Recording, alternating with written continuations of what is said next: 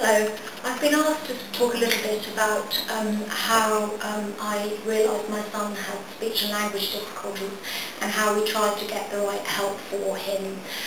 When he was about 3, we began to be very concerned because he had no speech at all, just a strangled noise, and he would make gestures, but of course he would get frustrated when we didn't understand him.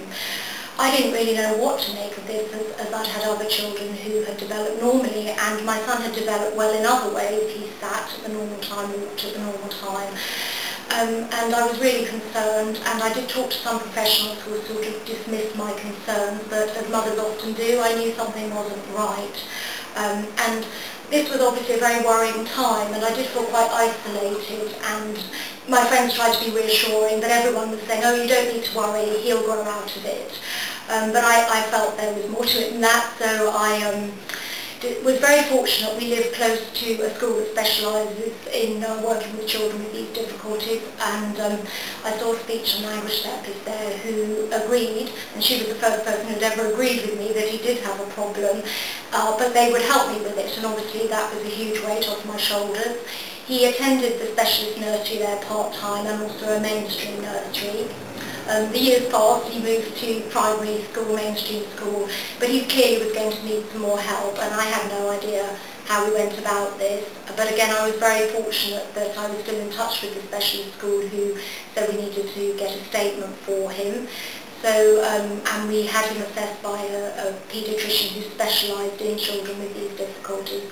So for us, we were very lucky. It went through fairly smoothly. He got his statement. And he proceeded through primary school with the help.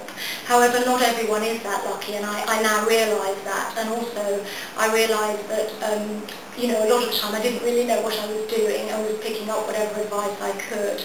I wish I had known about Afasic then, because they could have saved us a lot of time and energy. But I'm glad to say I did discover Afasic some years later. Both the helpline was excellent. I went to parents' conferences. The website has a lot of information, and I think if I was talking to friends now, as happens, people ring me up at home, I have a child with these difficulties, I say to them, ring Afasic, because it could save you so much time, because I really didn't know the system, I didn't know where to go for help, and you're very new to it, you've not been here before, and really you need some guidance. And talking to other parents, I would really recommend to anyone to make contact with Afasic.